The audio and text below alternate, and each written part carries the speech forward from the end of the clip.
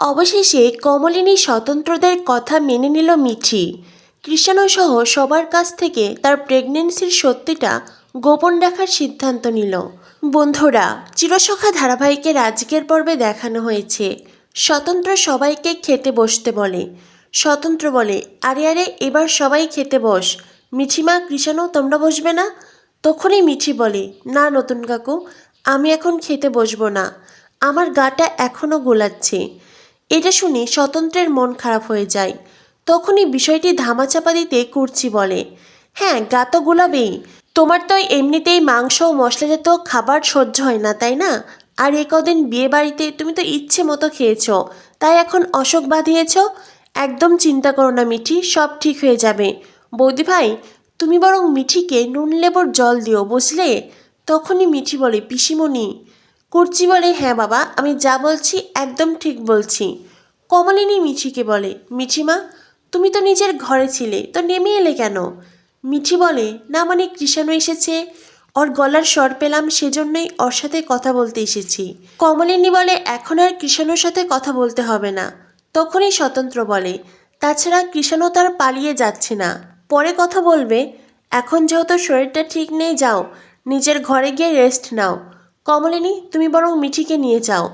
কমলিনী তখন মিঠিকে ওখান থেকে নিয়ে যায়। মিটিল সবার থালায় ভাত বেড়ে দিচ্ছে, আর বর্ষা ভাতের হাঁড়ি ধরে রেখেছে। বর্ষা তখন সবার উদ্দেশ্যে বলে, আমার মনে হয় মিঠিকে একজন ভালো ডক্টর দেখানো প্রয়োজন। তখনই কৃষ্ণ বলে, কেন বৌদি, আমি যে আছি, আমাকে বুঝি তোমার পছন্দ হচ্ছে না? বর্ষা বলে, না মানে সেটা নয়, তুমি তো আর মিঠিকে সেভাবে দেখোনি। মিঠি যেভাবে বলছে ওর গা গোলাচ্ছে, তাই বলছিলাম একবার যদি মিঠিকে ভালো করে চেক আপ করানো হয়। না মানে যদি বড় ধরনের কোনো রোগ হয় বলা তো যায় না, সেই চিন্তা থেকেই বলছি। এ কথা শুনে কর্চির পুত্রবধূ বলে, এ বাবা, আমাদের বর্ষা বৌদি এতটা ভীতু নাকি? হ্যাঁ, এ বলে সুলক্ষণা হাসতে থাকে। এরপরেই সুলক্ষণা বলে, এই বৌভাতের অনুষ্ঠানে আমাদের কত প্ল্যান হয়েছিল বলো তো। আমরা তো সবাই মিলে পার্লারে যেতে চেয়েছিলাম, এরই মধ্যে আমাদের মিঠি রানী অসুস্থ হলো। সন্ধ্যের আগে যদি মিঠি রানী সুস্থ হয়ে উঠতো, তবে আমরা সবাই মিলে পার্লারে যেতে পারতাম, কত মজা হতো। কুর্চি বলে, তাতেই তোমার হয়ে যাবে তাই না? সুলক্ষণা বলে, হ্যাঁ মা, তাতেই আমার হয়ে যাবে। বিয়ে বাড়ি আর একটু পার্লারে সাজবো না? সুলক্ষণা তো একা কথা বলে একাই হাসছে। এদিকে কুর্চির মুখে একটুও হাসি নেই। অন্যদিকে মিটিলটারও মন খারাপ। মিটিলটাকে যদিও সরাসরি কেউ কিছু বলেনি, তবে মিটিল অনেক কিছুই অনুমান করতে পেরেছে, আর সেজন্য সেও গভীর চিন্তায় চিন্তিত।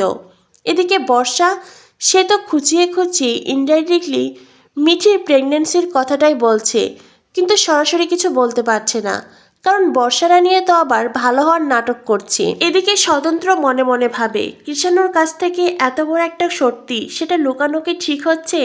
না না, মিঠির ভালোর জন্য এটা আমাকে করতেই হবে। একটা ঝড়ে মিঠির সারা জীবনটা এলোমেলো হয়ে যাবে, সেটা আমি কিছুতেই হতে দেব না, কিছুতেই নয়। তখনই বড় ঠাম্মি মিটিলকে বলে, সবার পাতে তো ভাত দেওয়া হয়েছে, মিটিল রানী তুমিও এবার বসে পড়ো, আর কুর্চি তুমি বরং বাকিটা সামলে নাও। কুর্চি বর্ষাকে নিয়ে রান্নাঘরে যায়। অন্যদিকে মিটিলও খাবার আসনে বসে, তবে নতুন কাকুর মতো মিটিলও গভীর চিন্তায় মগ্ন। এরপর দেখানো হয় দৃশ্য বদলায়। কমলিনী, স্বতন্ত্র, মিঠি, কুর্চি সবাই রিসেপশনের সাজে সেজে উঠেছে।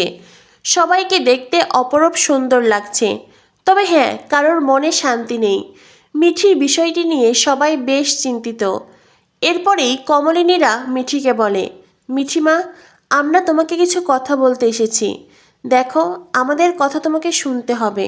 হ্যাঁ, অবশ্যই তোমার মতামতটা প্রয়োজন, আমরা আগে তোমার মতামত শুনব, তারপরে আমাদেরও নিজেদের কিছু কথা থাকবে। মিঠি বলে, তোমরাই আগে বলো না কি বলবে। তখনই কমলিনী বলে, তুমি কি ভাবছো আগে সেটা জানতে হবে, এই পুরো বিষয়টা জানার পরে তুমি কি ভাবছো। মিঠি বলে, আমি আর কি ভাববো, কৃষাণকে তো এখনও কথাটা জানানো হয়নি, কৃষাণকে কথাটা জানাতে হবে। যত সময় না পর্যন্ত জানাতে পারছি, ভেতরে একটা অস্থির লাগছে। তখনই কমলিনী বলে, না তুমি কৃষাণকে জানাবে না। কথাটা শুনে মিঠি বলে, মা তুমি কি বলছো? কুর্চি বলে, বৌদি ভাই একদম ঠিক বলছে। মিঠি, এই কথাটা তুমি কাউকে জানাবে না। এটা শুনেই মিঠি বলে, পিসিমণি, এটা তুমি কি বলছো, এটা কি গোপন রাখার মতন বিষয়? আমি যদি কৃষাণুকে নাও বলি ও ঠিকই জানতে পারবে, ও একজন ডক্টর। তাছাড়া এই বিষয়টি কি করে হাইড করব? একটা অবাস্তব কথা বলছো। তখনই কুর্চি বলে, মিঠি আমাদের কথা মন দিয়ে শোনো, তার আগে এইটা বলো, এই সন্তানটাকে তুমি রাখতে চাও? মিঠি বলে, পিসিমণি এই সন্তানের তো কোনো দোষ নেই, আমি কিছুতেই একটা প্রাণকে শেষ করতে পারবো না। তখনই কমলিনী বলে, এই সন্তানের জন্য তো তুমি প্রস্তুত ছিলে না। মিঠি বলে, হ্যাঁ মা, হয়তো আমি প্রস্তুত ছিলাম না, কিন্তু একজন মানুষ তো সে, কি করে আমি একজন মানুষকে শেষ করব বলো তো? আমি এটা পারবো না নতুন কাকু, আমাকে দিয়ে এটা সম্ভব হবে না। তখনই কমলিনী বলে, ঠিক আছে, প্রথম অপশন তবে শেষ, এবার আসি দ্বিতীয় অপশনে। এই বাচ্চাটাকে তুমি রাখতে চাও, ঠিক আছে রাখো, সমস্যা নেই, তবে এই কথাটা কৃষাণও জানবে না, কোনোভাবেই না। মিঠি বলে, মা তুমিও সেই একই কথা বলছো, এটা একটা অবাস্তব কথা, আমি না বললেও সবাই জানবে। কমলিনী বলে, না কেউ জানবে না, আমরা সেই ব্যবস্থাই করব। এরপরেই কুর্চি বলে, মিঠি তোর নিজের জীবনের শান্তির জন্য, তোর নিজের জীবনে বাঁচতে হলে তোকে এটা হাইড করতেই হবে।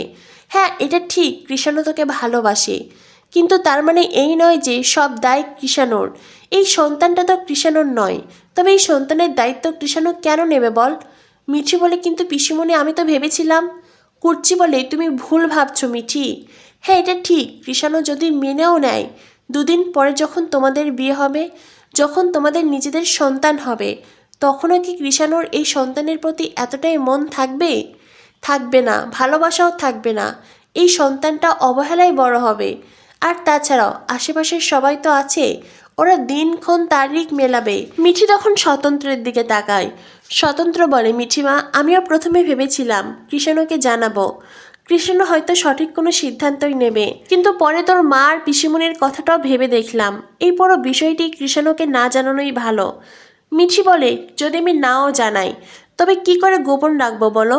তখনই কমলিনী বলে, যে কটা দিন তোমার এই অবস্থাটা বোঝা যাবে না, সে কটা দিন বাড়িতে থাকবে, তারপরে কটা দিনের জন্য তোমাকে অন্য কোথাও থাকতে হবে।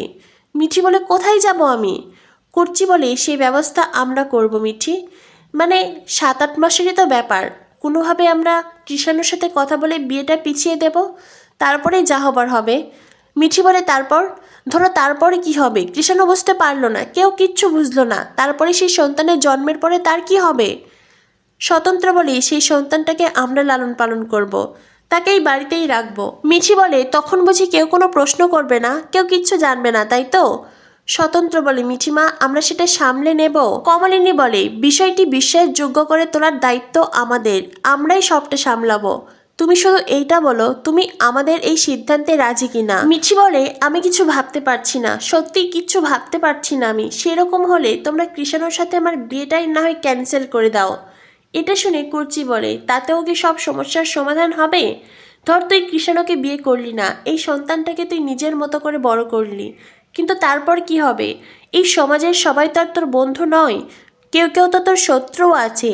তারা যখন সেই সন্তানকে বলবে তার জন্মের পরিচয়, তারা যখন বলবে কিভাবে তার জন্ম হয়েছে, তোর জীবনে কি কি ঘটনা ঘটেছে, তখন তো সেই সন্তানটা সুস্থভাবে বাঁচতে পারবে না মিঠি, সেও তো মানসিক ট্রমায় বড় হবে, সেই জীবনটাও তো উলট পালট হয়ে যাবে বল। তবে তুই কি চাইবি তোর সন্তানের জীবনটা এমন হয়ে যাক? তার থেকে এটাই ভালো নয় কি, তুই যে বাড়িতে জন্মেছিস, তুই যে বাড়িতে বড় হয়েছিস, তোর সন্তান সেই বাড়িতেই থাকবে, তোর চোখের সামনে থাকবে। মিঠি, এমন অনেক সন্তানই তো আছে যারা নিজেদের মাকে মা বলে ডাকতে পারে না, এমন অনেক মাও আছে যারা নিজেদের সন্তানের মুখে মা ডাক শুনতে পারে না। যে নামেই ডাকুক না কেন, তাতে কি সেই সন্তানের প্রতি তোর ভালোবাসা কমবে? কমবে না, বরং সেই সন্তানটা একটা ভালো জীবন পাবে, এই বাড়িতে বড় হবে, তোর চোখের সামনে বড় হবে।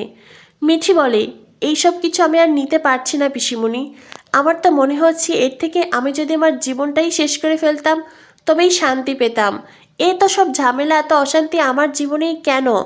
কমলিনী বলে, আমরা তোমাকে শান্তি দিতেই এই সব প্ল্যান করছি মা, আমরা চাই তুমি জীবনে ভালো থাকো, সুখী থাকো।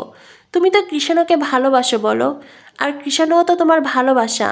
কৃষাণু যাতে এই সন্তানকে মানেও, তার পরিবারের লোকজন তো মানবে না, সব দিক বিবেচনা করেই আমরা এই সিদ্ধান্ত নিয়েছি মিঠি।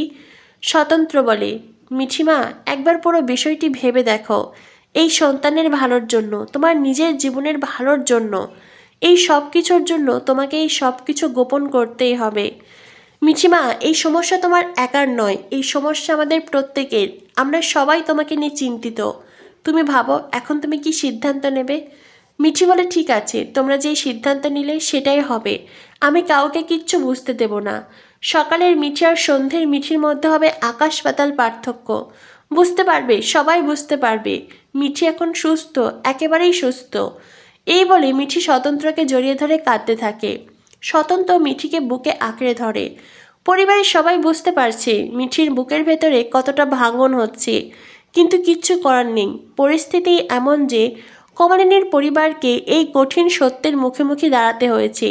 এই পরিস্থিতি সামলাতে হলে তাদেরকে একটি মিথ্যেরও আশ্রয় নিতে হচ্ছে। তো বন্ধুরা, কি হতে চলেছে চিরসখা ধারাবাহিকে? চিরসখা ধারাবাহিকের পরবর্তী আপডেট পেতে আমাদের সাথেই থেকো। ধন্যবাদ সবাইকে।